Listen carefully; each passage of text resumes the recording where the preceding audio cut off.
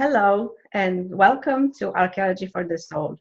I'm Karina and I'm so happy to have you with us again today. I'd like to tell you a little bit about this series.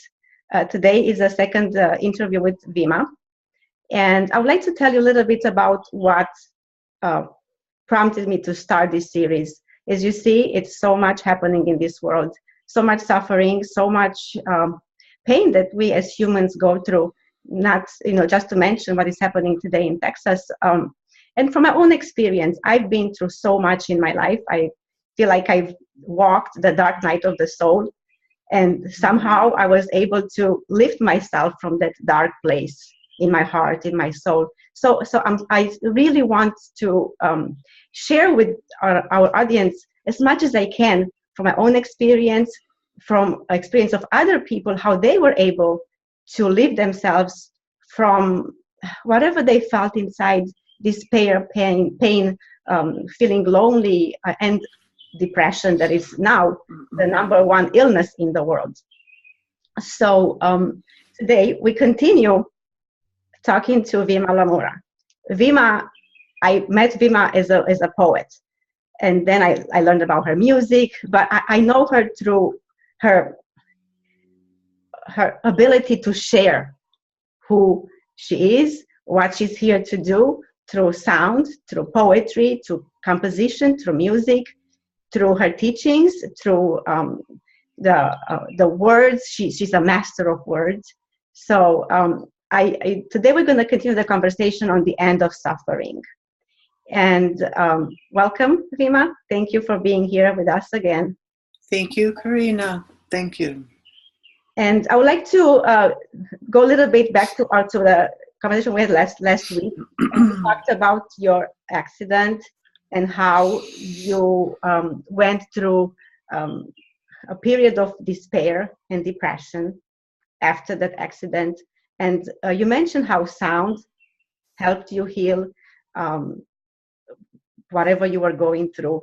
So take us back to that time when you were going through that experience. I know we talked about the life death experience that you had, but then you mentioned about the depression and the despair that felt like a disconnection from source, from yourself.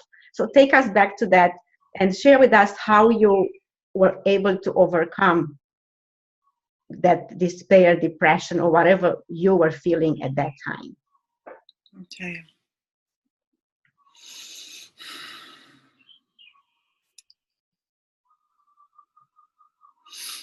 I had 2 death experiences within a matter of 3 months. And I know in the first experience, I was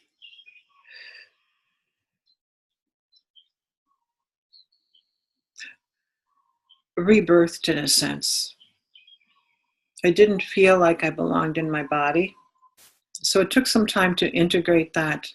Then the second death experience happened, which was a completely different circumstance, the same situation, being in the light, no tunnels, no relatives, but hearing sound and witnessing what was going on, and just, again, expressing, I'm fine, I don't want to come back, I'm done. Mm-hmm. And it's interesting how in some of the support at that time, and we're talking in the 80s, there was very little support in terms of being able to understand and navigate through all of the things that occur in the process of healing from that or integrating from a death experience or near-death experience.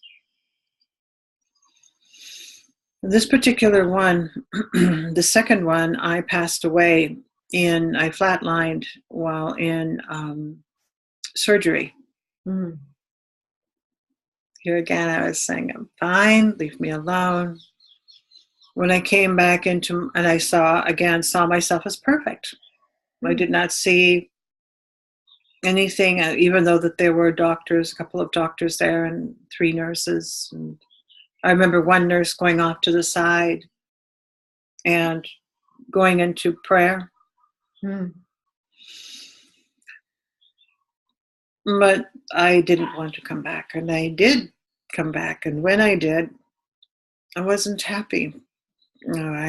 Someone told me it was because of the anesthesia that it causes sometimes angst or anger.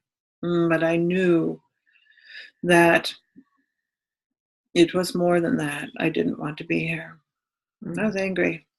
I was not at all happy. So I feel that that was the onset of really working through how I could work with depression and being here. And no matter how many times someone told me, you're here for a reason, you're here to do things, you've got a purpose, etc., it didn't matter. All I wanted to do was be immersed in that light. Mm. So everything in my life fell into that path. Music, my working on my thoughts and my mind. I did a lot of work with the Vedic and Tantric tradition in India, and a lot of chanting. I loved the chanting. Loved that. I lived in a monastery for a couple of years, Tibetan Buddhist monastery, to get deeper into a meditation practice. And again, we're talking in the 80s. Mm-hmm. My first adventure into India was, I think it was 1989 or 1990. I'm not quite sure. But that was the first time. Although I had been invited to go to India prior to that quite a bit, the first time I was invited, my Gurudev, Mahamandeleshwar Swami Nityananda, he was conducting a pilgrimage, and I thought, okay, I'll go. I felt a special connection with him, very special to this day. And it's deeper than the teachings and the learning and the knowledge.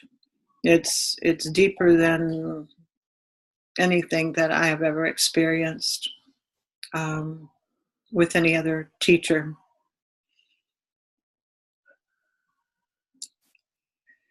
So the second death experience was the one where I truly felt that I had to navigate through the tunnels in this realm to really see what it is that, who I am,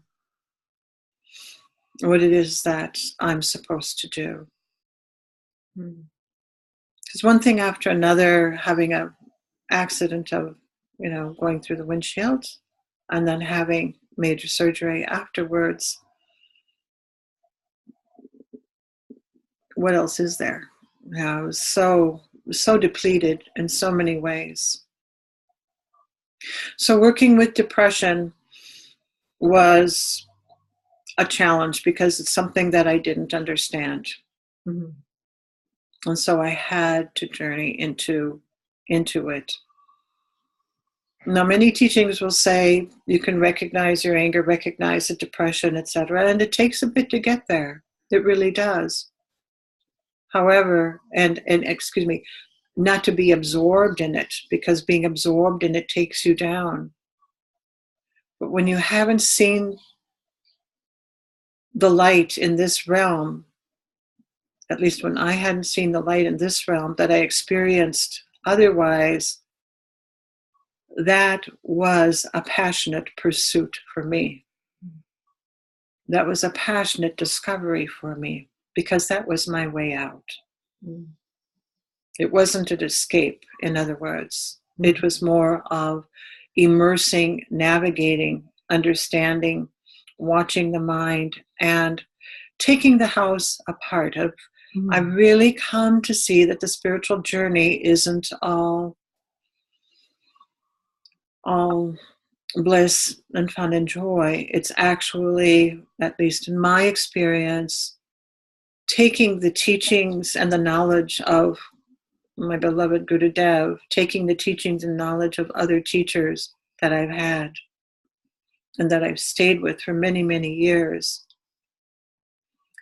and allowing my house to fall apart, allowing that house that was built on sand to fall apart, and to examine every single solitary splinter of wood, speck of sawdust, blade of grass around it, every nail, every board needed examination, needed to be reviewed in how it relates to my, let's say, spiritual capacities, conscious capacity, whatever you may want to call it.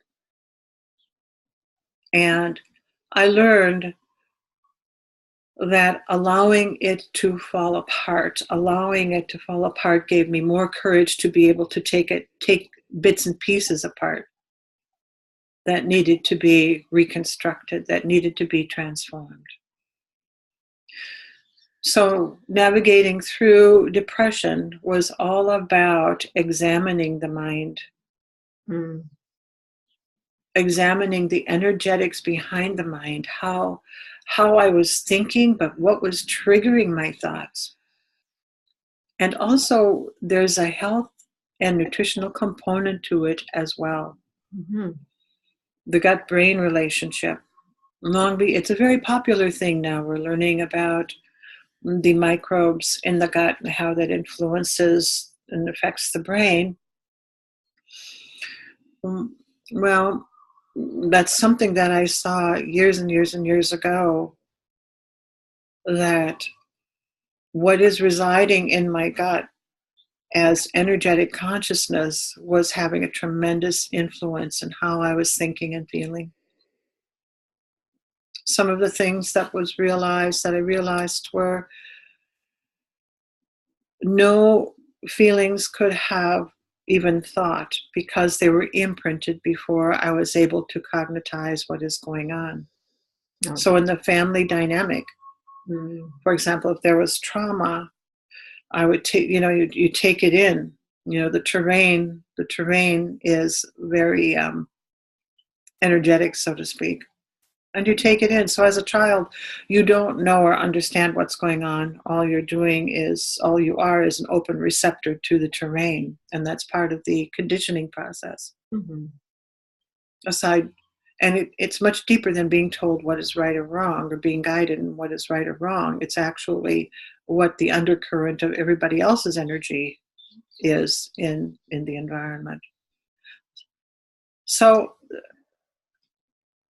and also things led me to look at past lives.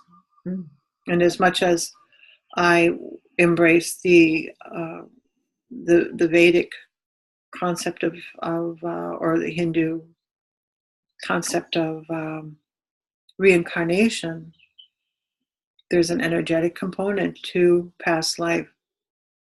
The emotional states, the energy that is carried through the soul into a lifetime, combined with the energetics and the terrain of the DNA dynamics of parents and generations back. So that required a lot of looking into why certain beliefs that I had been taught or even rewarded that didn't sit right with me, that wasn't right.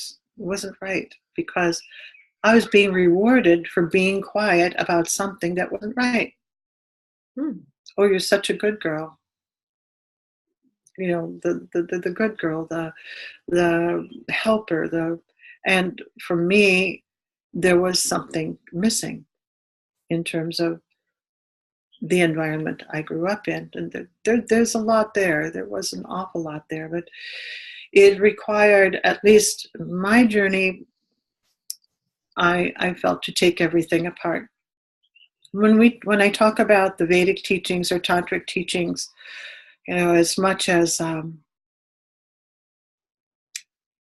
I immerse myself in a lot of reading. And the same thing with the Heart Sutra and chanting in the Tibetan tradition. It was the experience of something far more profound in that, in those environments, that was nurturing my soul. It was certain choices that I made, whether they're not so wise choices or wise choices, the discernment, the development of a higher discernment was invaluable. And so these kinds of things contribute to transforming out of depression. And involved in this, and I think this is the thing that grasped my heart when I was a child, when I heard the cantors and when I heard Sanskrit chanting, was it's a science. It activated it activated microcosmic, macrocosmic relationship that I could actually feel but not define. So I used chant as a tool to work through depression. And this is why when I created concerts after these death experiences, it wasn't that I chanted traditional chants, which I did somewhat.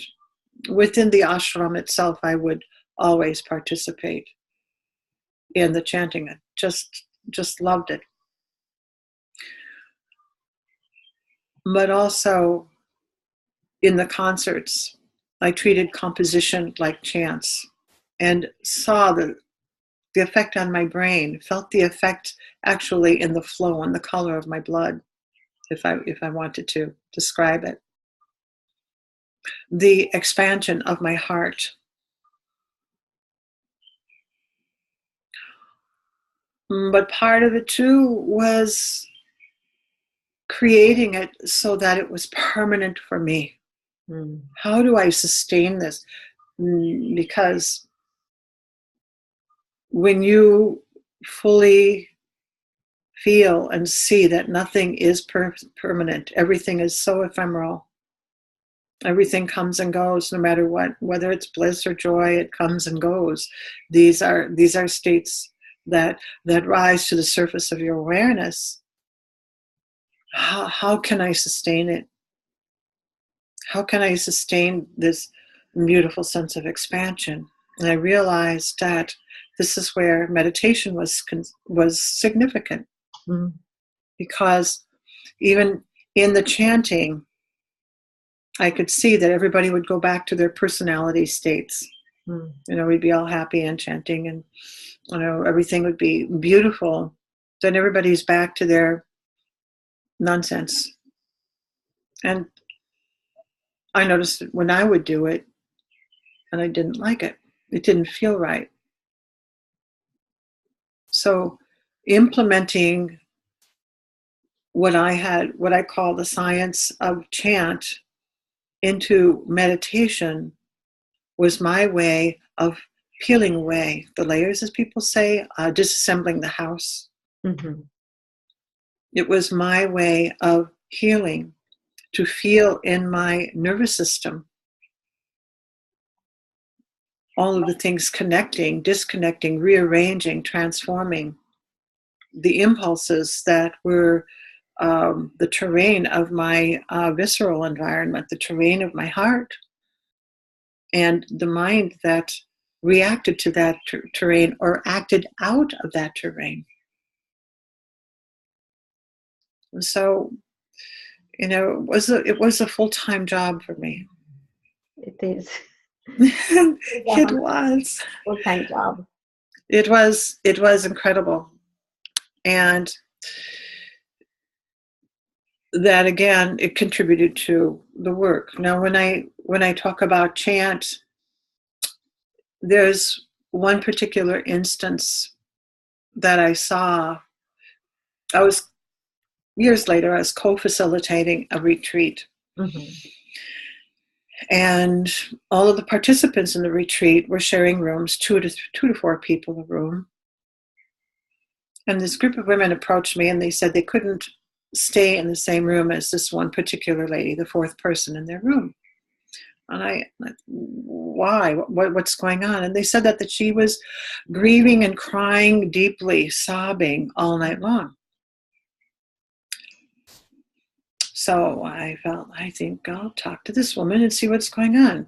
Yeah. I explained to them that she's grieving about something, and you don't. It's not like a tap of water. Mm-hmm. You can't turn it on and turn it off. It's something that has to flow. Otherwise, it'll make her.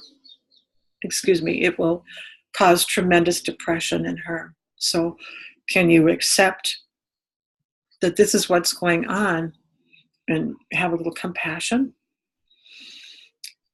See what you can handle for the next couple nights, and if it's still difficult for your sleeping, then we'll make arrangements. But in the meantime, I felt to talk with her, because she's very, very withdrawn, very quiet, very withdrawn, didn't speak about herself much. Mm-hmm. And she's one of those kinds of participants. And I felt that she was just in an internal process, which is what I like, I can understand. I encourage. And she told me, she confided in me after some time, actually, that her son was murdered a few months prior to her arriving at the retreat. And she was grieving the loss of her son, but she also did not want to hate the fellow that murdered him.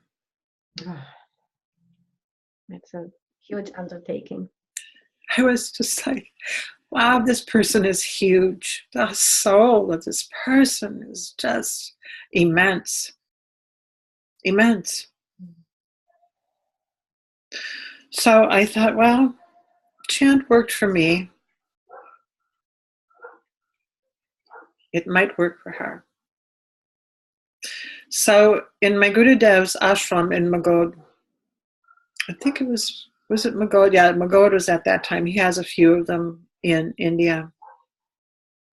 And there's a particular rag, there's a particular melody of Om Namah Shivaya. It's on a couple of my recordings with the concert choir, and on a recording on one of my CDs. I think it's called Shiva's Breath. This beautiful, beautiful melody that just you can feel as you ascend in the melodic structure. You can actually feel your things transform. It's an amazing chant. So I said, why don't we just chant this for a while? Let's go outside and very quietly, let's go out and chant. And we sat on a hill for 3 hours and chanted Om Namah Shivaya. The science of traditional chant, to me, has such potent healing power. Not only in the moment of group chanting and everybody, again, coming to the states of joy, this transformation, but also in the process of seeing what's happening to the body, with the mind, with the heart, becoming engulfed in this incredible melody, in these words, and the precision of the science in the traditions is absolutely necessary.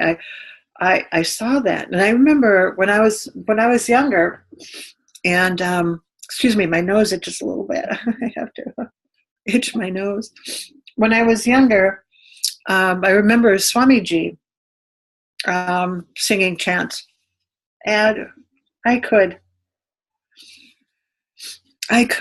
would just be teleported, and then I could come from a very bad experience at home, go see Swamiji, and come home and have be able to cope with things a little differently. It was like magic to me. It was medicine. So as an adult in Gurudev's ashram, I could definitely see and feel the transformation for myself. So with this lady, we chanted for at least 3 hours. I mean, the sun was going down. It was getting misty. We didn't care. We just chanted, and I hung with her. She released a lot, but the beautiful thing about it is that was her first good night's sleep that she had had in a long time. That's big. Yeah, it was huge. But the biochemical effect that it had on her, aside from the mystical aspect of it. Now, I embrace the word mystical, but I just don't believe there are mysteries. I don't think mysteries about ourselves exist. I think it's just always there. The term seeker is all good, well, and wonderful, but I feel that it is a process of discovery. And the value of a guru, whether they say anything to you or not. I don't speak to my guru or see him for years, but there's a presence that's always there. Yes. That is taking a part of me. I may have dreams, but there's a presence that's always there. And it's none I can really describe. And I would have to say I'm the most irreverent devotee anybody could ever have. I really am. I'm just, it's a little rebel in me. It feels I can do it on my own. But, well, somehow or another, there's something about him and his predecessor that just kind of, I sense watching over me and saying, okay, do what you need to do. Bump your toe on the sofa. You'll learn from the experience.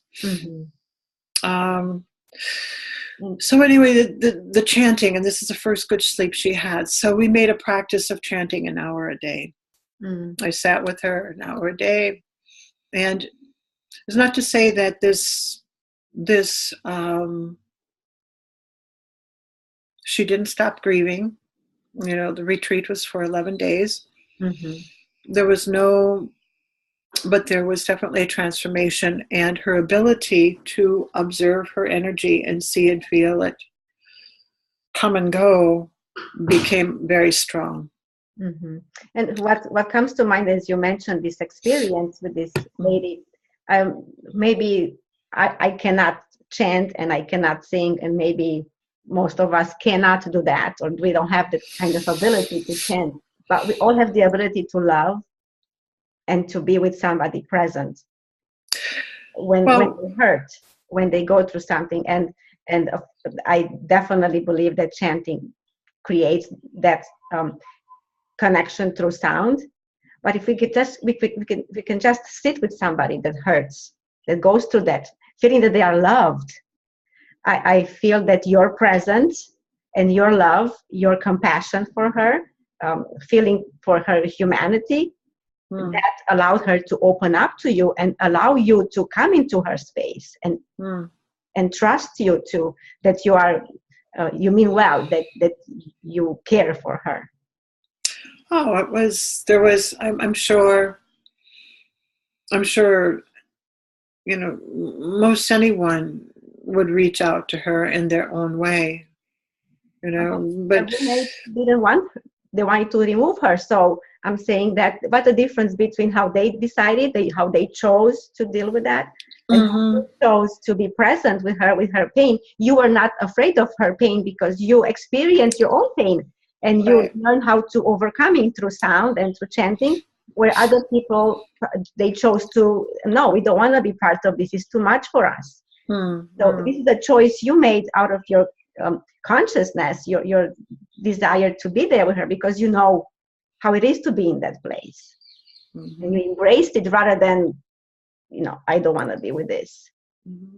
And also it was an opportunity for her to transform. Whereas, and her grieving was a way of her embracing the pain.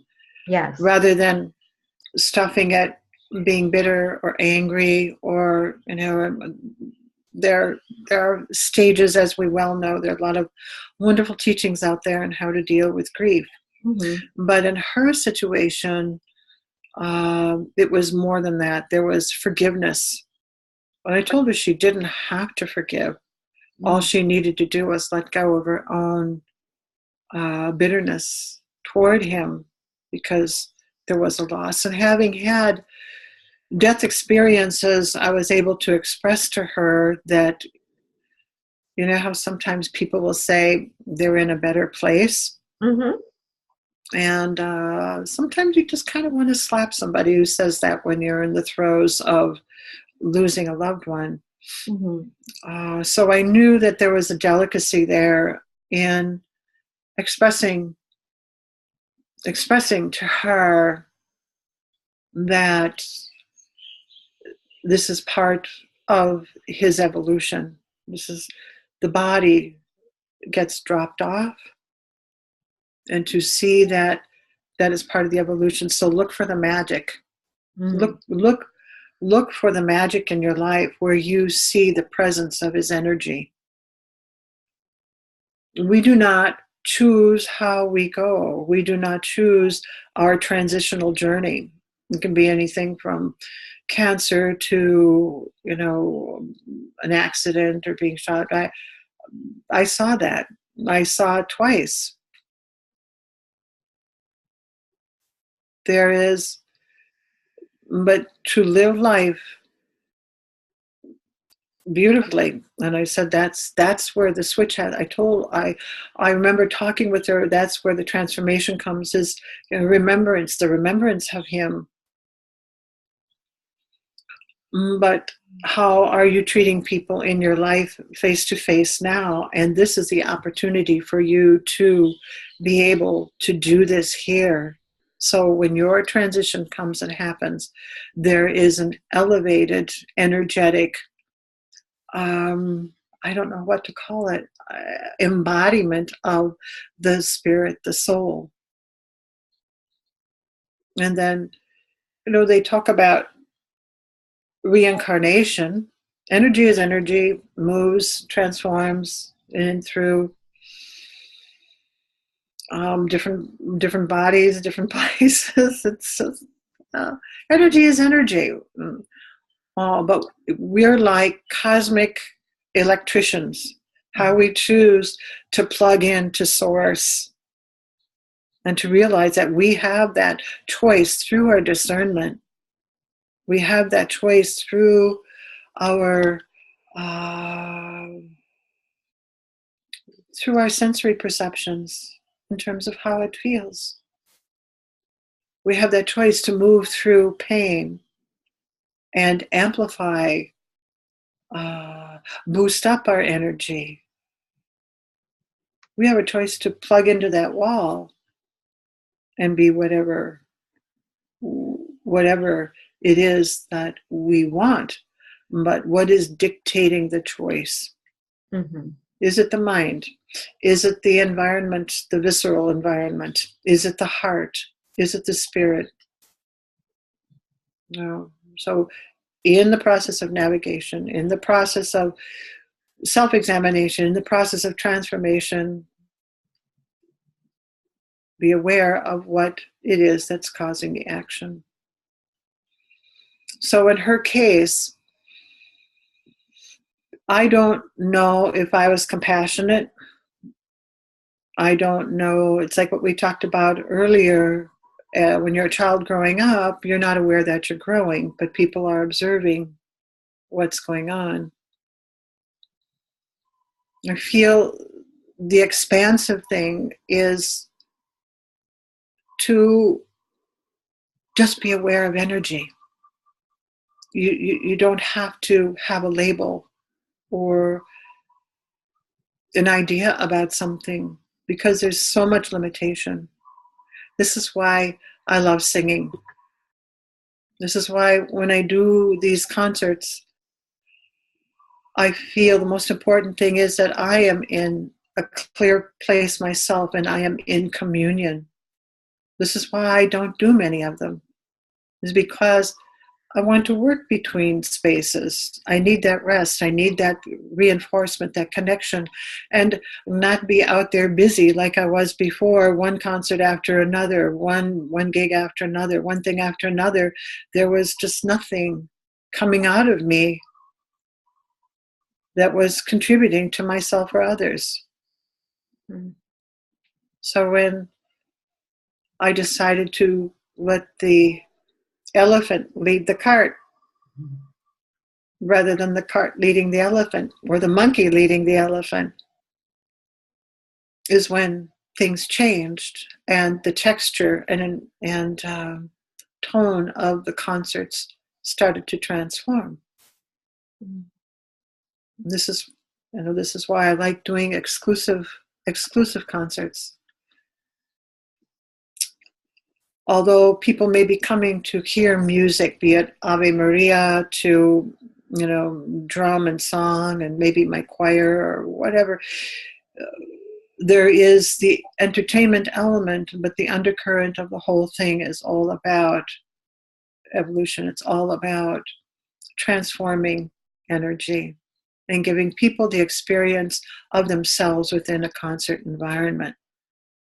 Now, if healing happens, healing happens. If it doesn't, it doesn't. Awareness happens. People like, people don't like. It doesn't matter. I just feel that is my grounding. That is the gift, and I have to be grounded in that communion,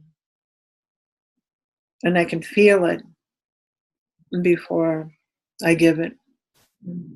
You want to tell us something about your choir that you are, or that you're?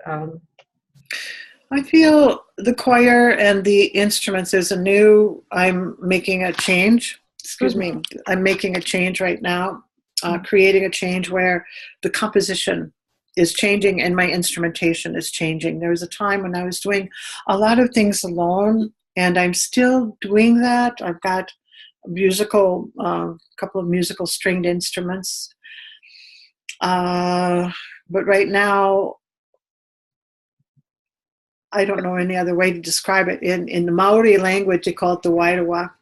In the realm of consciousness, so to speak, I am recepting, I'm hearing music that I heard in the death experience. Now it's coming into form,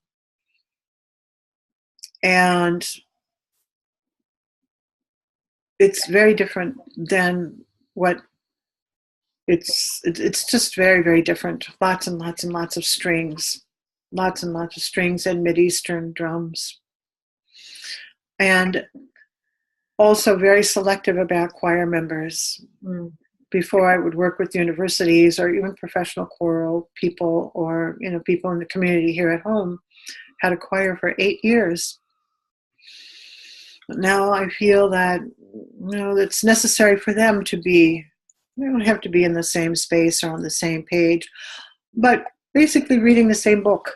You want to sing, and the process of the rehearsals, the sessions prior to rehearsals, are a process that facilitates the choir members in coming to places of discovery, of energy, and awareness of consciousness, and awareness of how they are conducting themselves in their lives. Because you can't separate a stage experience. You cannot separate a concert experience from who you are in life. It's impossible. That is my life. This is my life, if you want to call it that. There's no, you can't do that. It's impossible. So I feel as there's a performer in me, and I feel it's important to give the best, constantly practicing, constantly working on developing the tones and the sounds and the songs, the chants, whatever. There's that in me, and developing the musical format and how it works or affects the nervous system and the brain. But there's also the more esoteric spiritual aspect that is deeply integrated in this process, and that is where there's no disconnect from the stage to the grocery store. it's impossible, because you can't be two people and still serve an audience authentically. You know, I remember having tonsillitis. Didn't have my tonsils out though. I healed myself. I used sound to heal my tonsils, and I played a didgeridoo. Worked with my breath and pranayama and played a didgeridoo because I had this tonsillitis and this pneumonia. It was incredible. It was just, you know, one of those times in my life where the operas got to be too much to do. Mm. How do you say? The cart leading the elephant. I'm good at being a cart. At least I thought I was. So there is no there is no separation. There is no separation. So to come on stage, even though there were obstacles, health obstacles and things of that sort, there was still that connection that was vitally important. And for some reason, the tonsils and the pneumonia and everything just disappeared into the light while I was doing it. I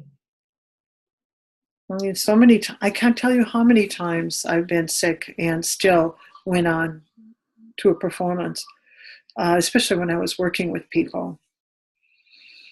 And so in the moment, you transcend everything because there's such a wonderful state of communion that happens. And then after the concert, you want to go home and sleep for a couple of days.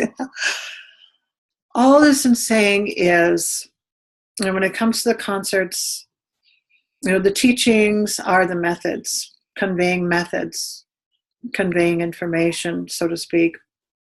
If you want to call them teachings, the sharing, whatever. But the concerts is where the magic happens. That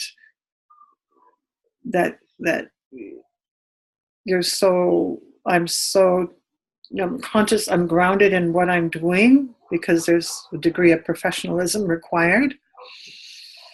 But there's an uplifting that happens with the audience that is just beautiful. It's the saying that goes like, you ascend with your feet on the ground. So as you mentioned, this ground, but then you ascend. So in the same time, you're grounded because you're here present, right? Mm-hmm. But there's this ascending with your feet on the ground. Some writer, some poet came up with this, and I like that, ascending with your feet on the ground. It has to be both. Mm. Yeah, and I think if you're going to be in a professional in anything, you really have to work at your craft, no matter how.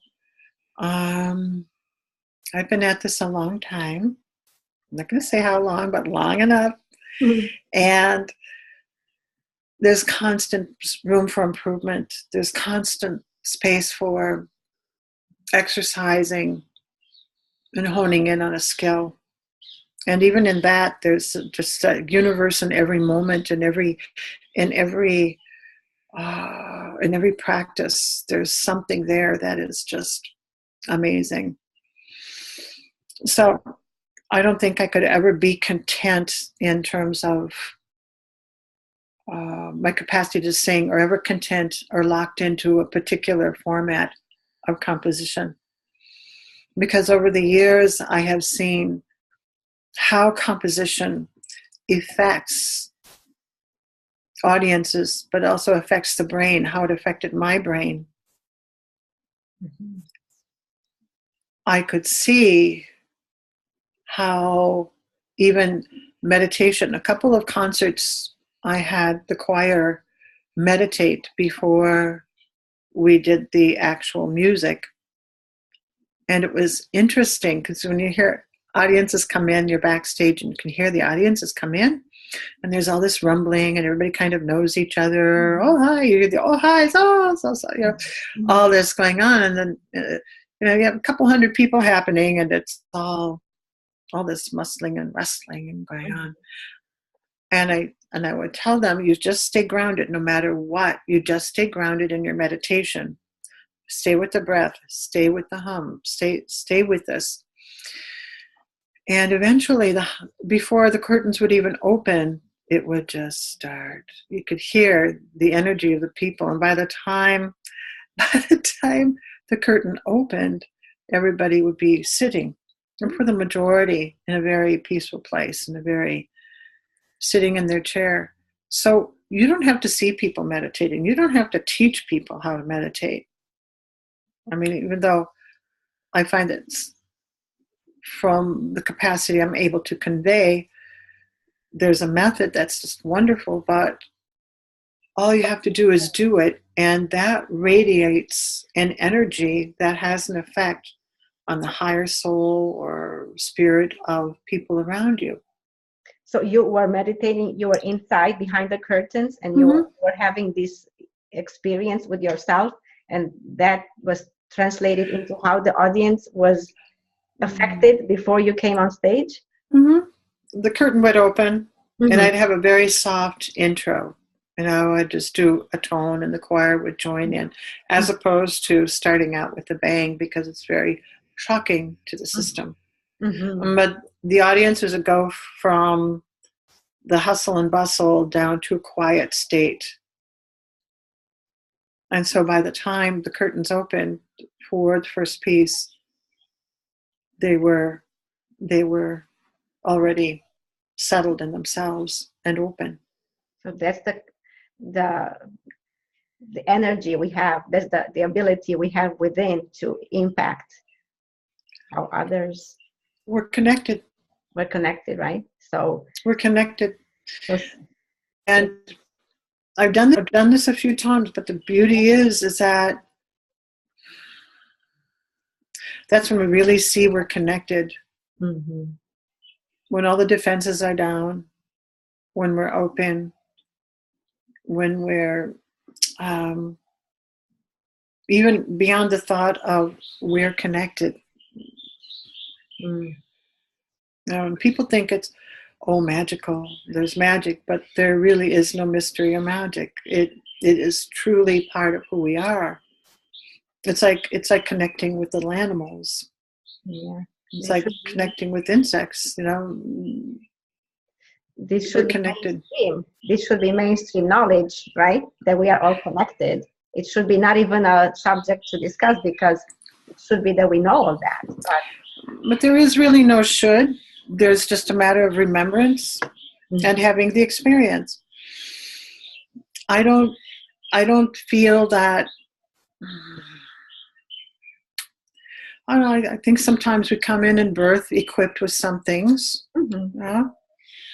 But just because I may be proficient in let's say music or doing what I'm doing, that's no different than a lawyer being proficient in what they do.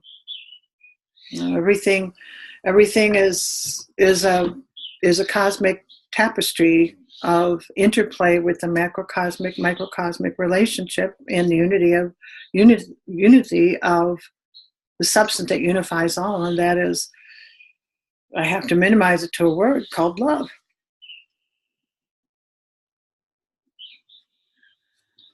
Simple, but not so simple. There are no shoulds, and at the same time, I think of these times, and kind of going off into something here, but it all relates. Have you ever been to a state fair where, there are state fairs on the mainland, and they had, I don't know if they still have, it's been a while, they have this big circular thing, and you stand up and you buckle in the circular thing, and it starts moving.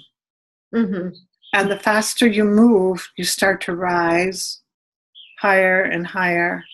Yes. So it depends, of course, the weight density of a person. That determines how high they go, but because it's moving. So I kind of see what we're dealing with now is that there's so much conversation about ascension and the energies and the influences of this and the influences of that, and this is happening and that is happening. I feel it's really good to be aware of these things. However, that cannot dictate our life. You're still you spinning around on that thing. And if you get caught in the spin, you're bound to get dizzy. But if you maintain the breath and breathe and remain stable, your capacity to navigate is much better. Your capacity to move about life is far more balanced. At least that's what I experienced. It took a bit, but that's what I experienced. And so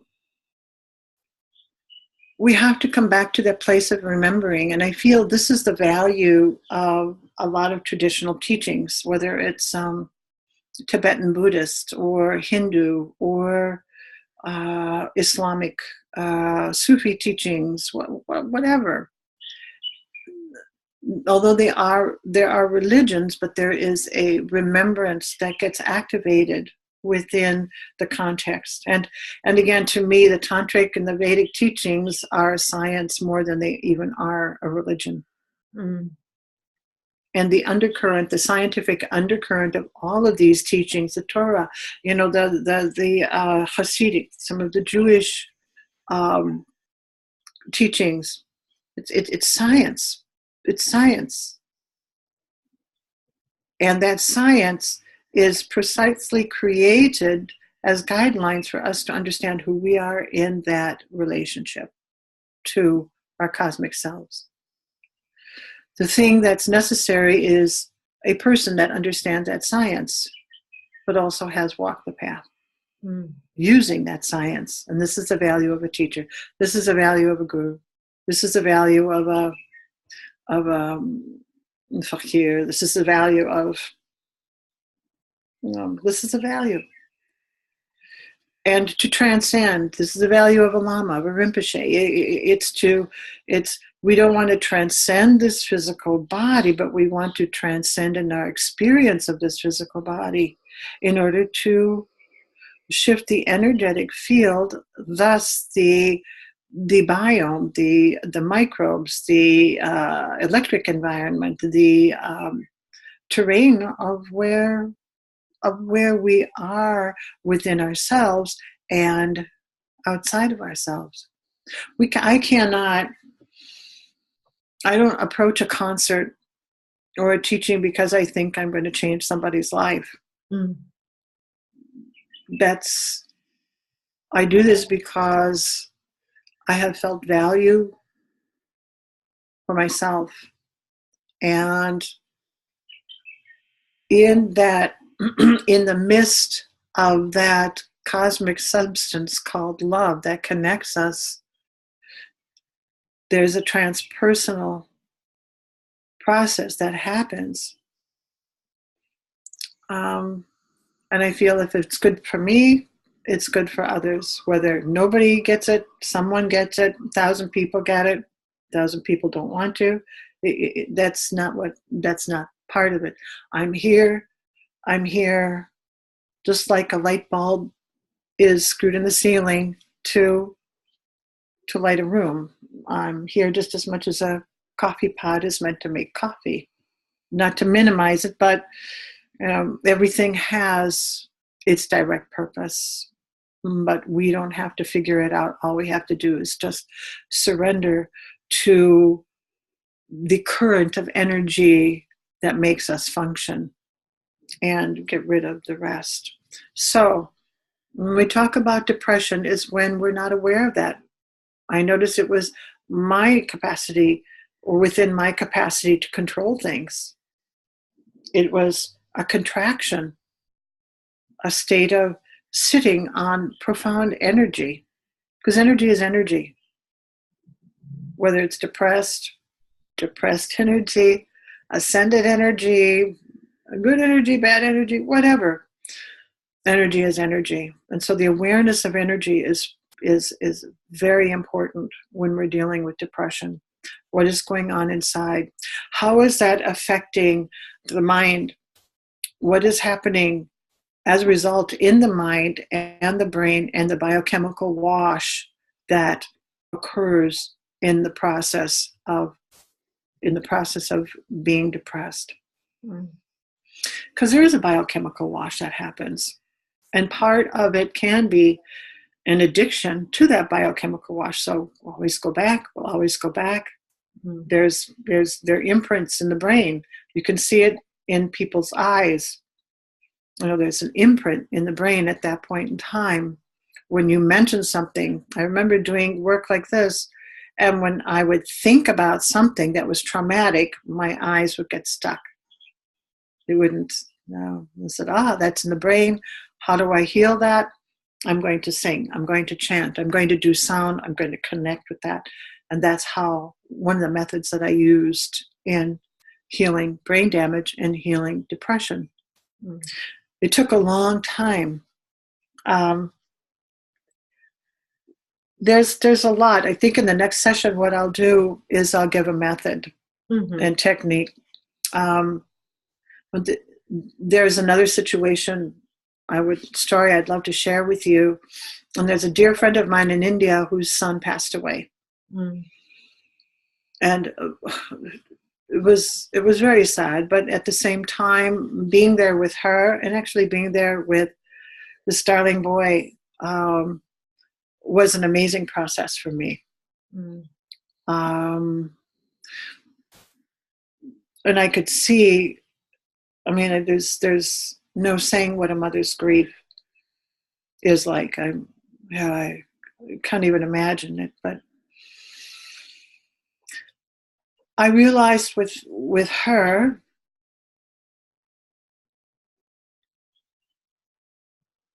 there were things that we could do that would bring her out of that deep grief or help her move through it, that were in remembrance of her son. And it was beautiful. It was beautiful to see that in her. It was beautiful. But the thing that I observed was his friends would still come over to the house and visit. And I saw the moment that she started engaging with them, her depression, her grief would go away. I thought, there's something here. And I asked her, I said, what do you think if you did like after school programs with these boys? And they were so cute. Oh my God. I think every one of them wanted to be an engineer like their father. And they were so smart, so cute. And I saw that there was nowhere for her to give her love when her son left. And I saw that that could very well be a huge part of her depression, aside from, of course, what was obvious, what was truly going on. But there was nowhere for her to give her love. And so when these boys were coming over and she was participating in doing this, I saw that there was that nurturing, the beauty of who she was able to express herself creatively. So creativity is another key to pull yourself out of depression and anxiety, is to focus on that inner light. And she wasn't aware of it. She was just happy they were there, and they got the cooks and made sandwiches and chai for the boys. But it was wonderful as an observer to see that this is a piece that oftentimes people forget, because generally people feel they are unloved, and that's why they're depressed. However, it is the opportunity to give love, I feel, is equally as important as the receiving, to giving. I absolutely agree. When you somehow take care of others, you take care of yourself. That feeling fills you up when you do something that others are experiencing, when you are present with that, it fills you up, and you can not forget about the pain you have, but when you are able to be with others and attend to their needs, something in you also it's healed, at least from my experience. Mm-hmm. Mm-hmm. There's a difference between taking care of others. I mean, in a positive way, not that they don't need you per se, Yeah. but like this woman, she put herself in the position, she gave a different meaning to her pain by being with these boys. Exactly. So it gave meaning to what she was going through. Yeah, it gave her a sense to express herself creatively and to give, And but the joy of her interacting with these kids. mm-hmm. A sense of purpose. She was not a mother now, so the purpose was not there anymore, but this gave her a sense of purpose when she was able to be with them. Exactly. And it was beautiful. Exactly, Karina. So I feel, go ahead. I feel that so many people, when they go through some type of pain or loss, they are choosing to be alone and seclude themselves, and that's not the way. It's beneficial to be in the company of a community, whatever. Like she was with these boys. Of course, we go through some experience that we need to be alone to go through this deconstruction that you mentioned. However, it's also important to be part of a community, to be with other people that can uplift you if you need that, or you can uplift them if they need that. Instead of being alone. Everybody's process is different.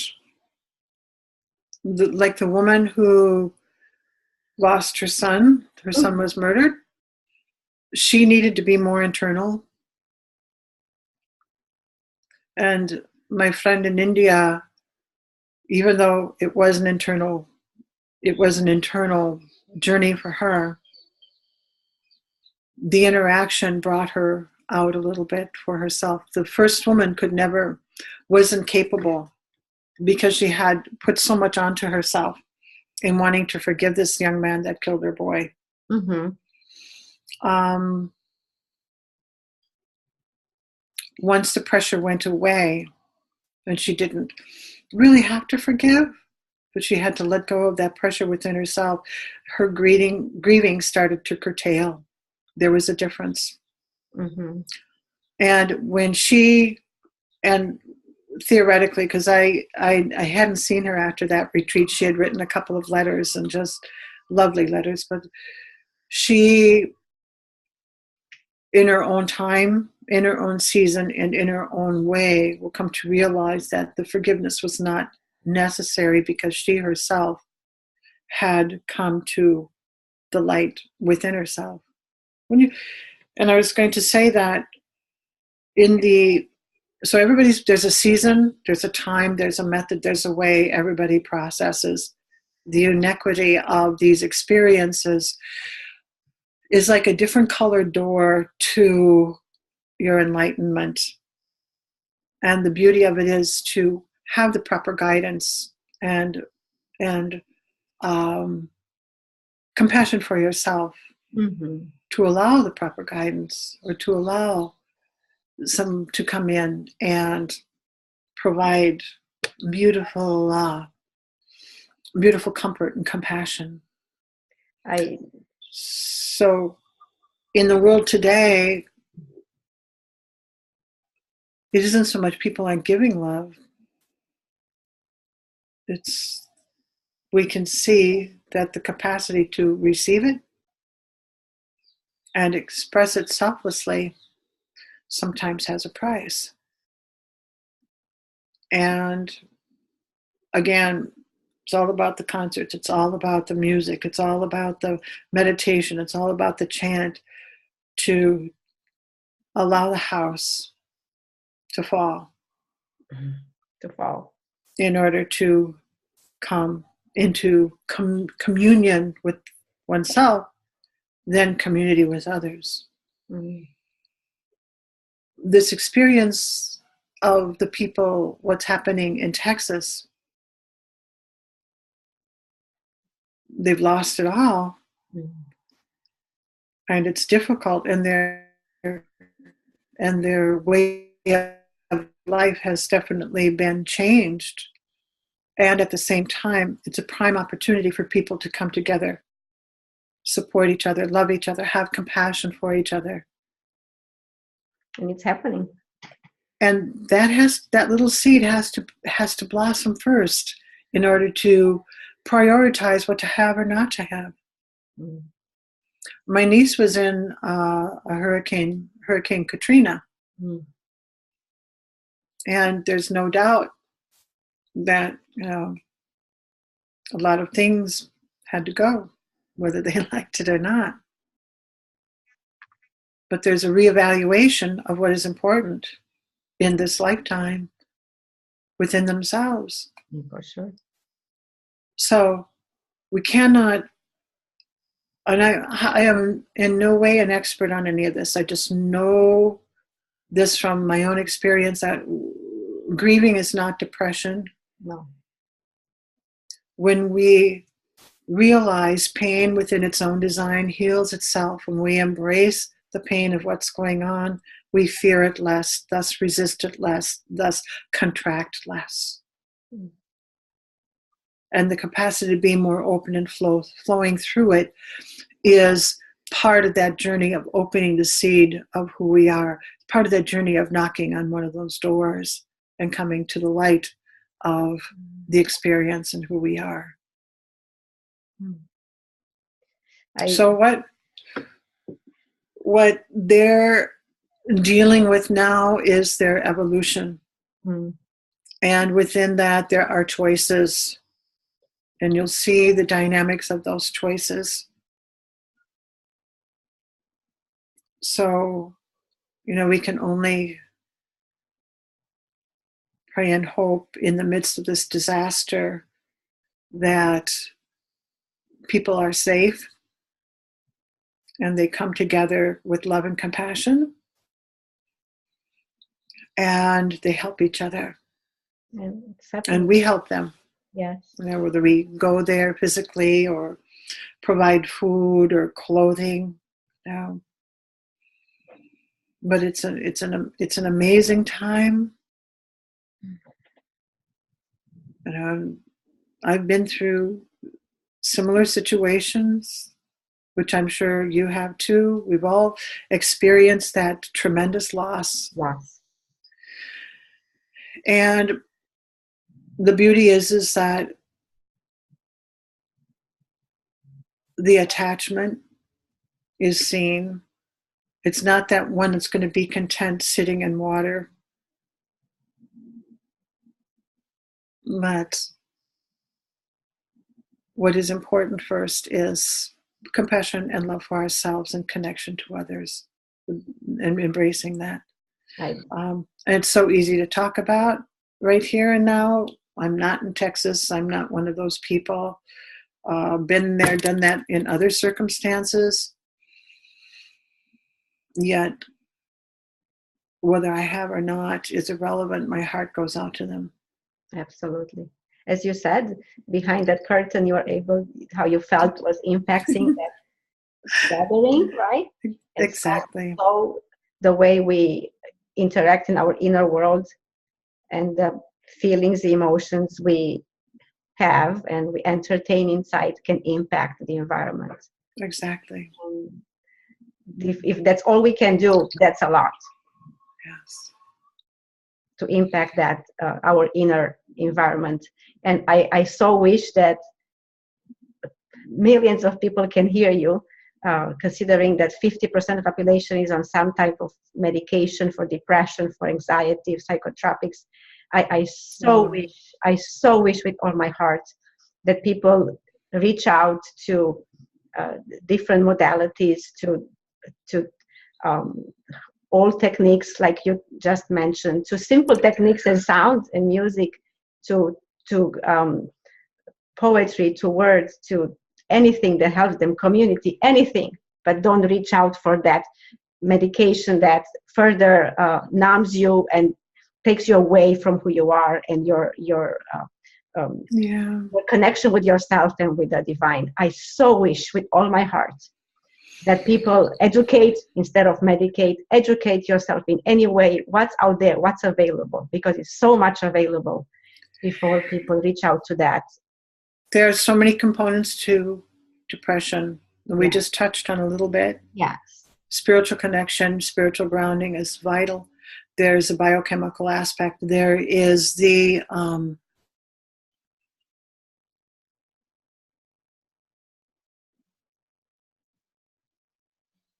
heart aspect. There is nervous system and brain aspect. There is the pain, accepting or resisting pain. There's conditioning, response to conditioning terrain in relationship to how we are imprinted, the circuitry inside. Mm-hmm. All I can say in a closing remark is that sound and meditation affects the sympathetic nervous system. It is not something that bliss, at least I don't experience it as a state of bliss. It is beyond bliss. It is a process where it is a journey into the heights and the depths of existence where you experience you are the universe. Mm-hmm. And I can say this 1,000 times for myself, but until someone experiences it, it's talk.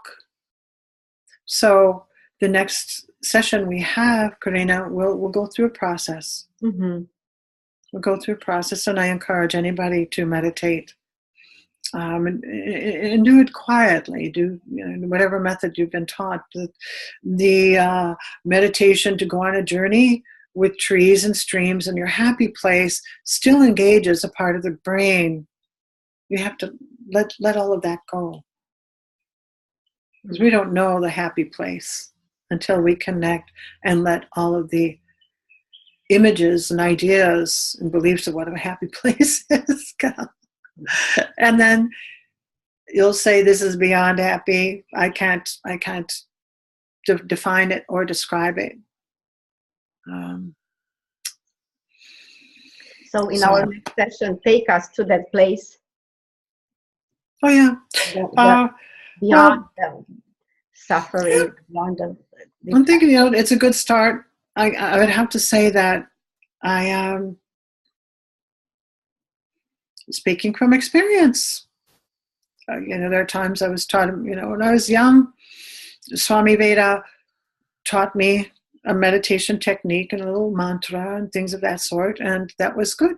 It was good, but then I let it go. Got initiated into into a meditation practice, and still in a way practicing that, and also different, a meditation process that Gurudev imparted. But I do a sound meditation, and I'm not saying that is the way for everybody, but for me, it was working with the vibrational, macrocosmic, microcosmic relationship with sound, using sound.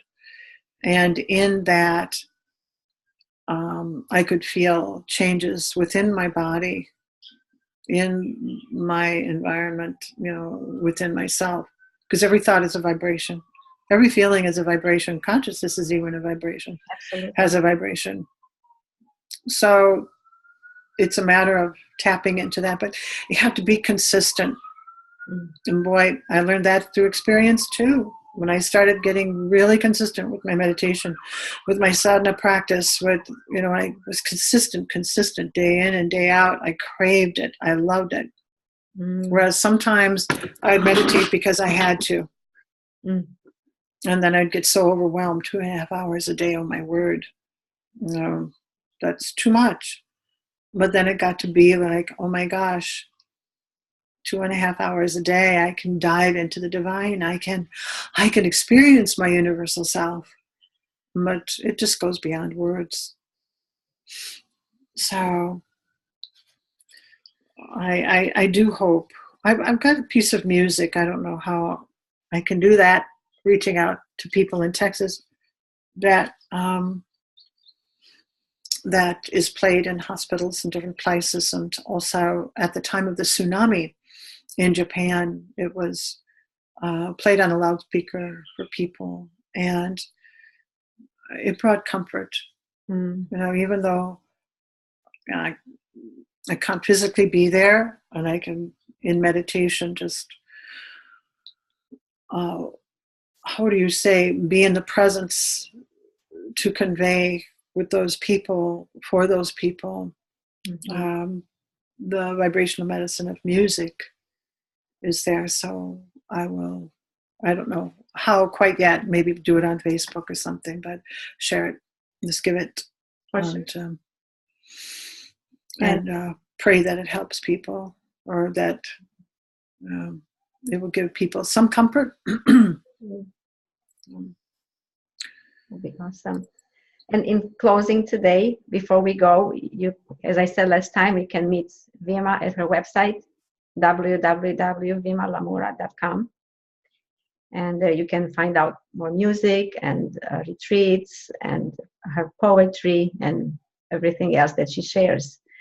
And in closing, would you like to share a poem, another poem with us?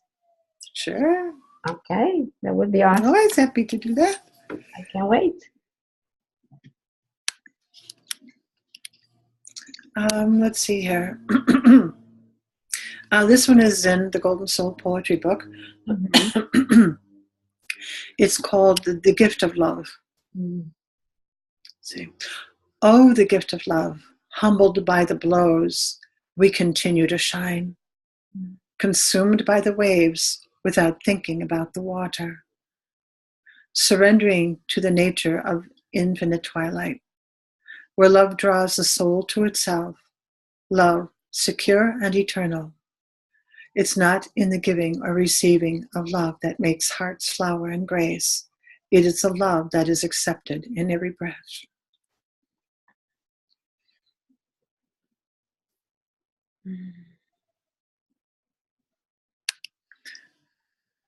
So, thank you so much, Vima. I hear that it's said that poets that can share their work the best is the ones that can let go completely. So it takes this to become empty of words for the words to come out. It's achievement to get there. To me, as I started to write poetry late in my life, I was like 40 something years old, just in the last few years. But I always appreciate how able you are to let go. That's how it feels to me, that letting go allows for the essence to come up. So thank you. Thank you again. I'm touched. Thank you very much. And I'm looking forward for our next meeting. Yeah. And moving from the language we use with depression and pain into what is beyond all that and what is possible beyond all that, because that's where we want to live our lives, what is beyond this dark place and the dark night of the soul, I call it, to the light and bliss and happiness and joy that is possible here in spite of all this. How do you spell medicate? Medicate? Okay. I have to write it down. Okay. MEDICATE. Okay. Cross out the C. Okay. And put a D there instead.